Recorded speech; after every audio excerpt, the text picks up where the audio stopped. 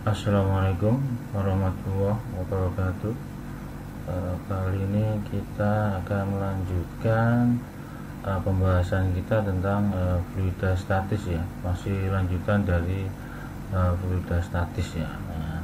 Sekarang kita akan bahas gaya hidrostatis pada pintu air ya. Pintu air ada banyak macam ya, ada pintu air bendungan ataupun pintu air tangki segala macam ya, tergantung fungsinya masing-masing ya.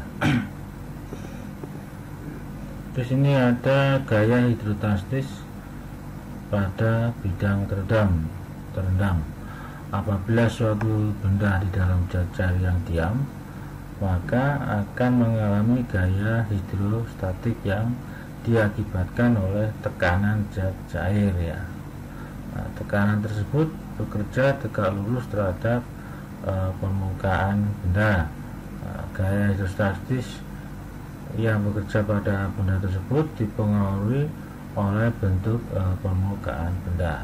Seperti sebelumnya kita bahas, sebuah air ataupun tekanan hidrostatis dalam sebuah air akan diasumsikan sebagai bentuk segitiga atau prisma segitiga, karena gaya hidrostatis semakin besar tergantung dari kedalaman air itu sendiri ya. Jadi semakin lama semakin besar gaya maupun tekanan hidrostatisnya. Gaya hidrostatis pada bidang datar ini dapat ditentukan dengan persamaan F sama dengan setengah gamma H kuadrat dikalikan B ya. Untuk gamma yaitu berat jenis dari air itu sendiri, sedangkan H ini ketinggian dari permukaan air sampai ke dasar permukaan ya, dasar permukaan dari sebuah sungai maupun bendungan misalkan ya. Sedangkan AT adalah titik tangkap dari gaya hidrostatis ya, tergantung dari bentuk pintu airnya ya. Kalau bentuknya persegi panjang, berarti titik tangkapnya atau titik beratnya berada di 2/3 dari ketinggian ya. Jadi letaknya di sini ya, karena ini diasumsikan sebagai pintu air berbentuk persegi panjang, dan pergerakan air karena gaya hidrostatis diasumsikan sebagai sebuah segitiga atau prisma ya, yang mempunyai titik tangkap 2/3 dari H atau ketinggian air itu tersebut ya. F itu untuk gaya hidrostatis, AT itu titik tangkap gaya hidrostatis diukur dari permukaan air ya, ini ya. Dan H kedalaman air, terus B lebar bidang yang ditinjau tegak lurus bidang gambar ya, ini B ya. Ini kan kalau dilihat dari arah sini bentuknya persegi panjang seperti ini ya.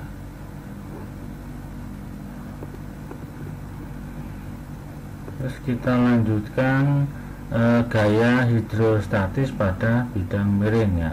Kalau ini kan gaya hidrostatis pada bidang tegak ya.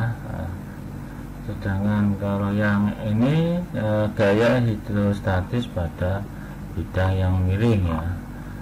Gaya hidrostatis pada bidang yang miring ditentukan oleh kemiringan pintu air tersebut ya. Bisa diturunkan persamaan F sama dengan setengah gamma dikalikan H ini dikalikan H aksen dikalikan B ya. Sedangkan untuk untuk titik tangkapnya, berarti kan dari garis miring ini dilihat kemiringannya dulu ya, kemiringan dari pintu air tersebut ya. Di sini kita gambarkan dulu kemiringan dari pintu air kalau dilihat dari depan sini ya.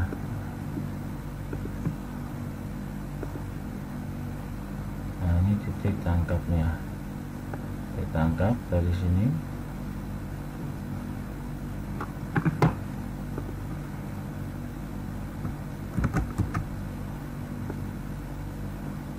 titik tangkap dari sini.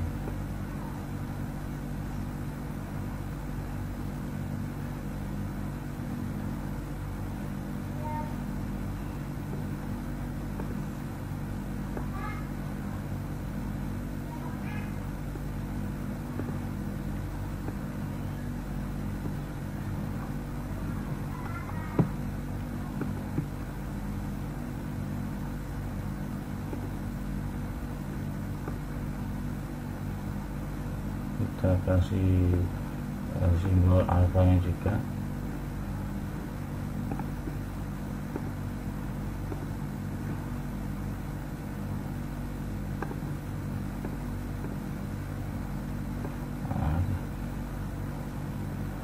Taruh sini ya. Kalau di sini kan simbol alfanya terletak di sini.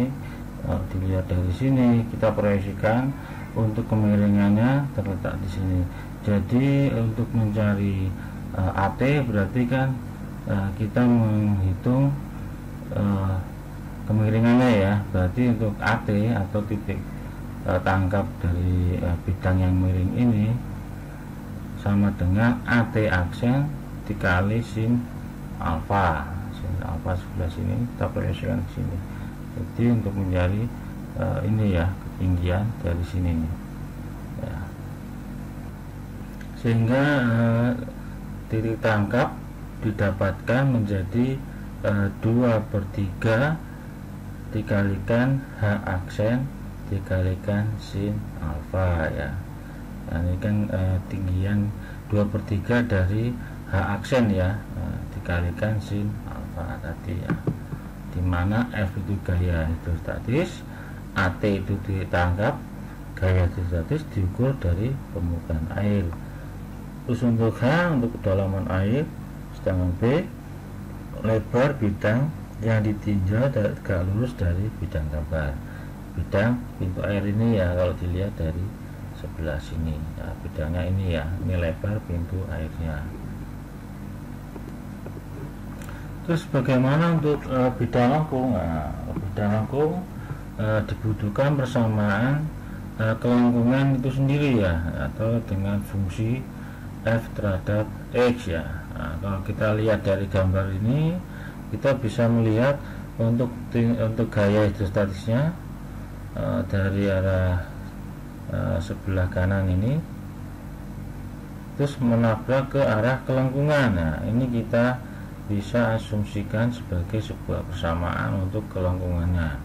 Sehingga kalau kita turunkan gaya hidrostatis sama dengan rho G dikalikan B itu lebar dari pintu airnya, terus integral H dikurangi kelengkungan atau persamaan kelengkungannya F terhadap fungsi X, terus dikalikan dz per dx. Nah, dz per dx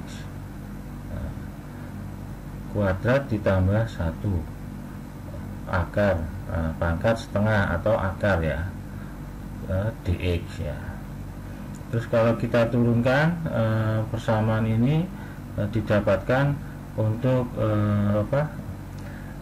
gaya hidrostatis pada arah vertikal maupun horizontal. Untuk arah vertikal didapatkan rho G dikalikan B dikalikan integral H dikurangi fungsi F terhadap X dx ya. Nanti ini ditegalkan tergantung dari arah sumbu X nya berapa ya. Terus untuk arah yang horizontal didapatkan persamaan setengah rho GH kuadrat dikalikan B ya. Ini untuk arah yang horizontal ke arah sana. Sedangkan untuk yang vertikal berarti arah yang ke sini, berarti ada hubungan dengan H sama kelengkungan ya, sama kelengkungannya. Kalau yang horizontal berarti arahnya ke sana, nggak ada hubungan dengan kelengkungannya. Sehingga untuk resultan dari gaya hidrostatis pada bidang lengkung didapatkan F sama dengan akar FV atau gaya hidrostatis untuk arah vertikal kuadrat ditambah FH atau gaya horizontal kuadrat ya. Nah, terus untuk titik tangkap terhadap beberapa koordinat, yaitu koordinat untuk X0 dan Z0 ini ya. Titik tangkapnya berada di sini, X0 plus Z0. Nah, terus kita turunkan sehingga didapatkan untuk titik tangkap terhadap sumbu X, yaitu integral H dikurangi fungsi X dx dibagi integral H dikurangi fungsi X dx ya. Ini untuk titik tangkap terhadap sumbu X. Terus untuk titik tangkap terhadap sumbu Z sama ya, ketinggian berdasarkan ketinggian ya, berarti sama dengan titik tangkap pada bidang persegi ini ya, atau bidang apa namanya, berdasarkan prisma segitiga, segitiga, karena asumsinya semakin ke dalam semakin besar gaya hidrostatisnya. Jadi titik tangkapnya berada 2/3 kali H, kita terletak di sini ya. Berikut contoh soal untuk perhitungan gaya hidrostatik pada pintu air ya. Nah, ini ada soal pintu air yang datar ya. Nah, ketahui ya, pintu air dengan bentuk seperti ini dengan ketinggian muka air setinggi 3 meter, sedangkan untuk berat jenis 1 Newton per meter kubik ya. Sedangkan untuk lebar dari pintu air, kita lihat dari arah sini, ini lebarnya sebesar 2 meter ya. Yang ditanyakan, tentukan besar dan titik tangkap gaya hidrostatis yang bekerja pada pintu air ya. Ini penyelesaiannya, kita masukkan semua persamaannya ya. Kita ketahui untuk ketinggian muka air sebesar 3 meter, terus untuk lebar pintu airnya 2 meter ya. Terus ini arah dari gaya hidrostatis menuju ke titik tangkap. Titik tangkapnya sebesar ketinggiannya AT ya. Sedangkan untuk gaya hidrostatisnya berada di tengah-tengah pintu airnya ya, berarti H0, berarti kan setengahnya ini ya. Nah, untuk titik tangkapnya 2/3 dari ketinggian H. Nah, ya. Jadi kita langsung hitung aja ya. Gaya hidrostatis sama dengan setengah berat jenis kali H tinggiannya kali H kali B ya, sehingga dihasilkan setengah kali 1 kali 3 kali 3 kali 2 sama dengan 9 Newton untuk gaya hidrostatisnya ya. Kemudian kita hitung untuk titik tangkapnya ya, untuk titik tangkap gaya hidrostatis pada pintu air ini ya. Dengan persamaan AT sama dengan 2/3 dikalikan H atau ketinggian muka air ya, berarti kan 2/3 dikalikan 3 sama dengan 2 meter ya. Nah, jadi gaya yang bekerja, gaya hidrostatis yang bekerja pada bidang pintu air ini sebesar 9 Newton yang berada pada titik tangkap 2 meter dari muka air. Terus untuk soal yang kedua, di sini ada 2 jenis fluida yang akan digunakan pada perancangan pintu air atau pintu fluida ini ya. Yang pertama, fluida yang pertama dengan berat jenis 1 Newton per meter kubik ya.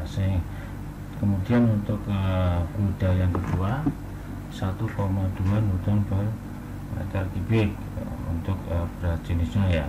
Sedangkan untuk ketinggian dari fluida yang pertama yaitu 2 meter H1 ya, terus untuk H2 itu 3 meter ya. Sedangkan untuk lebar pintu air sama sepanjang 2 meter. Dilihat dari sisi ini ya, di pintu air berbentuk persegi panjang. Yang ditanyakan, tentukan besar dan titik tangkap gaya hidrostatisnya ya. Berikut penyelesaiannya. Nah, sebelumnya kita harus menjabarkan dulu ya. Di sini kan ada dua jenis fluida ya. Yang pertama fluida dengan berat jenis 1 Newton per meter kubik, terus yang kedua 1,2 Newton per meter kubik. Kalau kita lihat dari segitiga ini, berarti kan di sini ada dua segitiga dan satu bujur sangkar ya. Sedangkan untuk arah gayanya juga kita pecah menjadi tiga gaya hidrostatis ya. Berarti kan untuk titik tangkapnya dari segitiga yang pertama yaitu A1, terus untuk dari segitiga yang kedua di sini A3, terus dari yang persegi panjang berarti yang di tengah-tengah dari persegi panjang yaitu A2. Jadi untuk mencari gaya hidrostatis kita pecah menjadi tiga gaya ya. Untuk F1 sama dengan setengah kali gamma 1 dikalikan ketinggian H1 dikalikan H1 dikalikan lebar, sehingga didapatkan setengah kali 1 kali 2 kali 2 kali 2 sama dengan 4 Newton untuk gaya yang bekerja pada segitiga yang pertama, pada fluida yang pertama. Terus untuk F yang kedua, berarti kan F yang kedua bekerja di yang persegi panjang ini ya. Nah, untuk gaya bekerjanya berarti kan gamma 1 dikalikan H1 dikalikan H2 ya, dikalikan H2 terus dikalikan lebar pintu ya. Ini kan H1, ini H2, sehingga didapatkan untuk gaya hidrostatis bidang yang kedua 1 kali 2 kali 3 kali 2 sama dengan 12 Newton ya. Terus yang terakhir kita hitung gaya hidrostatis yang ketiga, yaitu ini segitiga dengan fluida berat jenis yang kedua ya. Nah, kita hitung F3 sama dengan setengah gamma 2 dikalikan H2 dikalikan H3 dikalikan lebar dari pintu air, sehingga didapatkan setengah kali 1,2 dikalikan 3 dikalikan 3 dikalikan 2 ya, sehingga didapatkan 10,8 Newton ya. Ini untuk gaya hidrostatis ya. Terus untuk titik tangkap pada setiap titik kita hitung berdasarkan luasan bidang ya. A1 berarti yang terletak di 2/3 dari segitiga ini, berarti 2/3 dikalikan H1. H1 berarti kan 2/3 kali 2 sama dengan 1,3 meter ya. Terus yang A2 titik tangkap yang kedua berarti setengahnya, ini kan persegi panjang ya, berarti ya H1 dikalikan setengah H2 ya, sehingga didapatkan 2 kali setengah kali 3 berarti 3,5 meter ya. Terus yang A3 untuk segitiga yang kedua ya, berarti yang 2/3 dari titik tangkapnya ya, dari segitiga ini ya, berarti kan H1 ditambah 2/3 H2, karena tingginya dihitung dari sini ya, H1 ya, dari sini dari muka air, sama juga dari A2 tadi yang H1 ditambahkan H1 ketinggian dari H1, berarti kan untuk A3 H1 tambah 2/3 H2 katanya di sini ya, sama dengan 2 kali 2/3 kali 3, sehingga didapatkan untuk titik tangkapnya 4 meter ya. Setelah itu kita jumlahkan gaya hidrostatis total ya. Nah, kita jumlahkan F sama dengan F1 ditambah F2 tambah F3. Nah, 4 ditambah 12 tambah 10,8, sehingga untuk gaya hidrostatisnya 26,8 Newton ya. Sedangkan untuk ditangkap total untuk gaya hidrostatis kita masukkan ke persamaan titik tangkap atau titik total titik tangkap atau inersianya ya. Berarti kan F kali AT sama dengan F1 kali A1 ditambah F2 kali F2 ditambah F3 kali A3, sehingga didapatkan untuk AT jumlah keseluruhannya dibagi dengan gaya hidrostatisnya, sehingga didapatkan untuk ditangkap keseluruhan sebesar 3,378 meter. Nah, jadi dari contoh soal ini bisa disimpulkan gaya hidrostatis yang bekerja pada pintu air dengan dua jenis fluida yang berbeda. Dengan gambar ini didapatkan gaya hidrostatis totalnya 26,8 dengan titik tangkap sebesar 3,378 dari permukaan air ya. Berarti kira-kira di sini ditangkapnya ya. Now let's come to the last question of this chapter, which is question 5. The question says we have a cubical tank which has a side of 1.5 meters.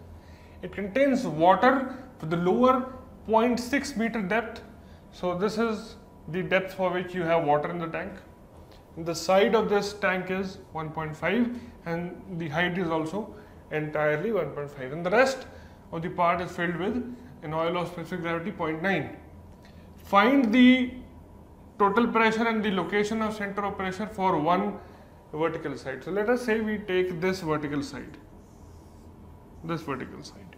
Okay. So what is the pressure at point A? The pressure at point A would be 0 because there is no head of the column of liquid above A. So pressure at A is 0. If I have to find out the pressure at point D then, so pressure at point D, this would be rho of oil into gravity into 0.9. So the density of oil is 900 because the specific gravity is 0.9. Okay, gravity is 9.81 and this is 0.9 meters. So this value which gives us the pressure at point D, this would be 7946 Newton. So if I look at this line over here, let us say this represents point A at which the pressure is 0. Then it increases to 7946 at D. So this is how the pressure increases. So this is point D. Alright, so this horizontal line, it shows the pressure value at that point. So this is 7946 and this is newtons per meter square. Okay, then we find out the value of pressure at point B, which will be the sum of the pressure at D plus rho of water gravity into 0.6. So this is already known to us, 7946. Okay, so this would be 7946 plus 1000 into 9.81 into 0.6. Okay, so this will give us an additional 5886. So it will be 7946 plus 5886. Alright, so this will give us a total pressure at B of 13832 newtons. This means that the pressure at B is further increasing. So this is the total pressure at B. So you have a component of pressure at D and you have a component which is 5886. So this is 5886 and the total pressure would be the sum of 7946 plus 5886. So that will be 13832 pascals. Okay, so this is the pressure. So this gives us the pressure distribution on this vertical wall which is ADB. Okay, now with the help of this pressure, let's find out the pressure force. So pressure force due to this pressure diagram would be, let us say, F1. Due to this pressure diagram it will be F2, and this triangle it will be F3. Okay, so F1, what is F1 equal to? Would be the area of the triangle ADE, into the width. Width is how much? 1.5. So that is the force on that element, or I would say on this much plane. So you will have area of ADE as 1/2 into, this is 0.9, and the base is how much? 7946 into 1.5. Alright, so this will give you F1. F1 would be 5363.6 newtons. And where is this force acting? This force is acting at a distance of 2/3 of this 0.9, which is 0.6. So this is acting at 0.6 meters from A. 0.6 meters from A. So F1 is this much, which acts at 0.6 meters below point A. Alright, now let's find out F2. So F2 would be the area for DEGB. This is area AE, but this is D, not A but D. This is DEGB into the width, which is 1.5. So area is how much? 0.6 into DE, which is 7946. So this will be 0.6 into 7946 into 1.5. So this gives us a value of F2 as 7151.5 newtons. And where is this force acting? This force is acting 0.9 plus half of 0.6, that is 1.2. So this is acting at 1.2 meters below A. Alright, so now let's come to F3. F3 will be equal to the area of triangle EGF into the width. Area of triangle EGF into width, which is 1.5. So this would be half into 0.6 into 5886 into 1.5. Alright, so this value would be around 2648.7 newtons, and this will be acting at 0.9 plus 2/3 of 0.6, which will be 1.3 meters. So at 1.3 meters below A. Okay, so we have these distances also, because we need to find the total or the location of the center of pressure, which is the resultant of these three forces. So the resultant would be simply the sum of these three forces. So F is equal to F1 plus F2 plus F3.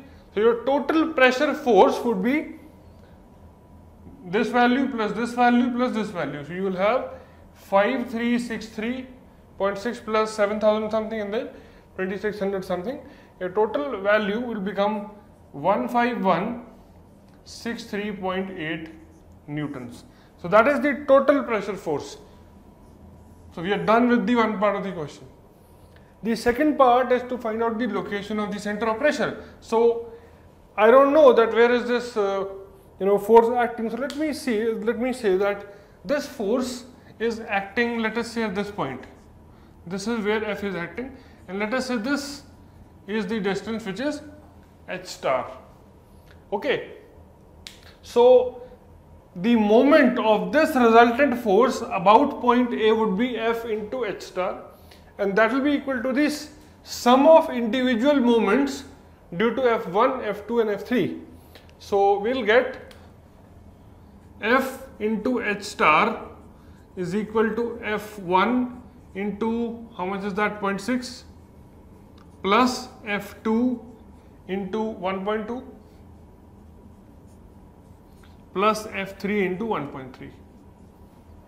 Okay, so from here I know the value for I know F1, F2, F3. I can easily find out H star. So H star, after calculation, when you put in all these values over here, it will come out to be 1.005 meter, and this is below point A. Okay, so this is how we do this question. I hope you understood this. Now, this finishes the entire chapter on hydrostatic forces on surfaces. Now, let's move on to the next chapter and talk about buoyancy and flotation. Sekian dari saya untuk kajian gaya hidrostatis hari ini. Kalau ada yang perlu ditanyakan, silakan. Terima kasih atas perhatiannya. Wassalamualaikum warahmatullahi wabarakatuh.